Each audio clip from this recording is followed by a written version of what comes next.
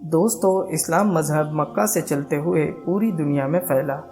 دنیا بھر میں کئی صحابہ، مجاہدین اور درویشوں نے اسلام کی تبلیغ کی ہے۔ اسلام کا پرچم سر بلند کرنے کے لیے کئیوں نے اپنی جانیں گنوائی، کئی لوگوں نے اپنا سب کچھ قربان کر دیا، تب جا کر اسلام ہم تک آ پہنچا ہے۔ اسلام کے ایسے ہی ہسٹوریکل اور نالجبل ویڈیوز کو دیکھنے کے لیے ہمارے چینل کو ابھی سبسکرائب کر لیں۔ اسلام کے ظہور کے وقت اور نبی کریم صلی اللہ تعالی علیہ وسلم کے ظاہری زندگی کے بعد بھی اسلام کے کئی طاقتور دشمن اسلام کو کچلنے کی کوشش کرتے رہے، لیکن جس دین کو خدا پسند کرے اسے کون مٹا سکتا ہے۔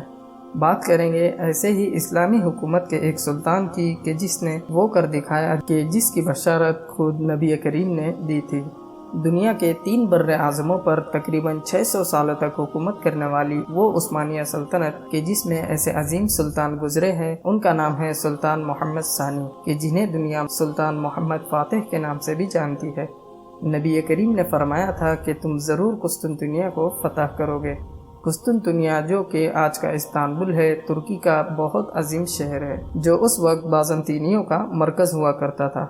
قسطنطنیہ کے جہاں آیا صوفیہ مسجد موجود ہے، وہاں پر کبھی بازنطینیوں کی حکومت تھی۔ کئی دن کے مجاہدوں نے اس شہر کو فتح کرنا چاہا، پر اس کو فتح کرنا کسی اور کا مقدر بن چکا تھا۔ سلطان محمد فاتح عثمانیہ سلطنت کے 7ویں سلطان بنے۔ صرف 11 سال کی عمر میں محمد فاتح کو اماسیہ بھیج دیا گیا تاکہ آپ حکومتی صلاحیتوں کو سیکھ سکیں۔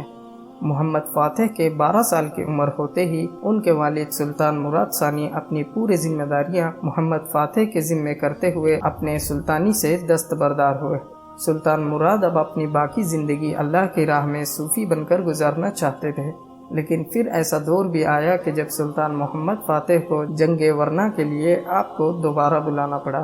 آپ کے اصرار کرنے کے بعد آپ کے والد سلطان مراد ثانی نے جنگ ورنا میں فوج کی قیادت کی اور مسیحیوں کو کچل کر رکھ دیا۔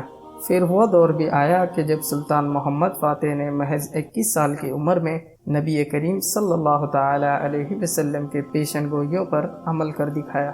قسطنطنیہ کو فتح کرنا ناممکن مانا جاتا تھا، جو اس سلطان نے ممکن کر دکھایا اور تاریخ کو بدل کر رکھ دیا۔ سلطان محمد فاتح کے ساتھ 80,000 کی فوج تھی۔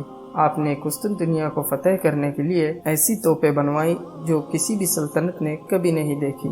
قسطنطنیہ 3 طرف سے پانی سے گھرا ہوا تھا، اس لیے جنگ میں بحری جہازوں کا طاقتور ہونا بہت ضروری تھا۔ کچھ ہی دنوں بعد جنگ کا آغاز ہوا۔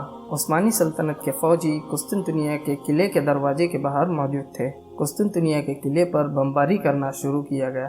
بازنطینی فوج بھی اس دور میں کافی زیادہ طاقتور ہوا کرتی تھی۔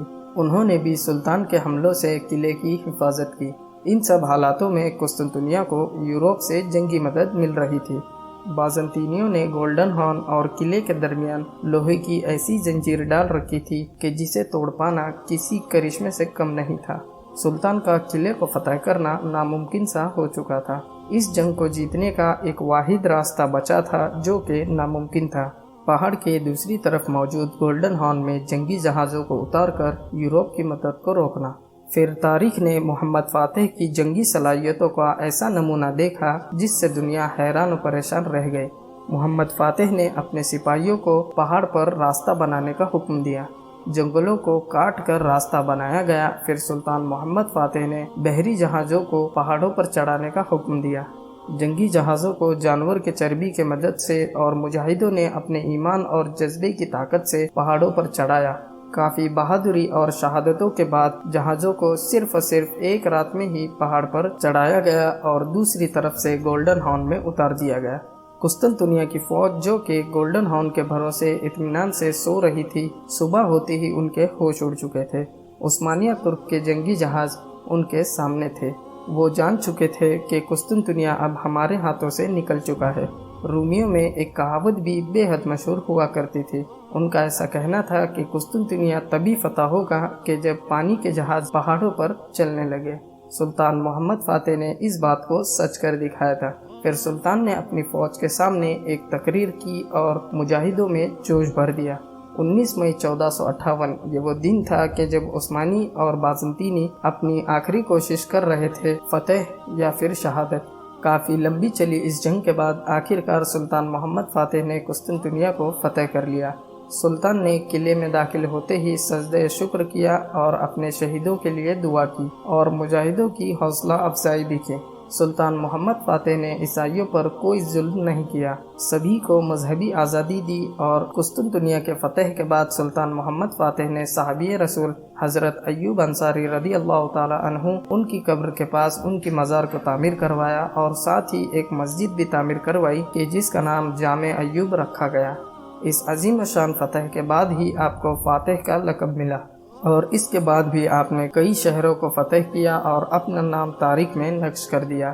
پھر وہ دن بھی آیا کہ جب سلطان محمد فاتح نے 3 مئی 1481 کو 51 سال کی عمر میں اپنے روح کی امانت کو لوٹاتے ہوئے دنیا فانی کو الوداع کہا۔ دوستو، ویڈیو اچھی لگی ہو تو لائک کرنا بالکل نہ بھولے۔ آنے والی ویڈیو میں ہم ایسے ہی ایک اور دین کے مجاہد کہ جن کا نام طارق بن زیاد ہے ان کے بارے میں جانیں گے۔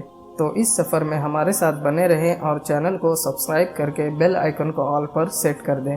ملتے ہیں اگلی ویڈیو میں، تب تک کے لیے اپنا خیال رکھیں۔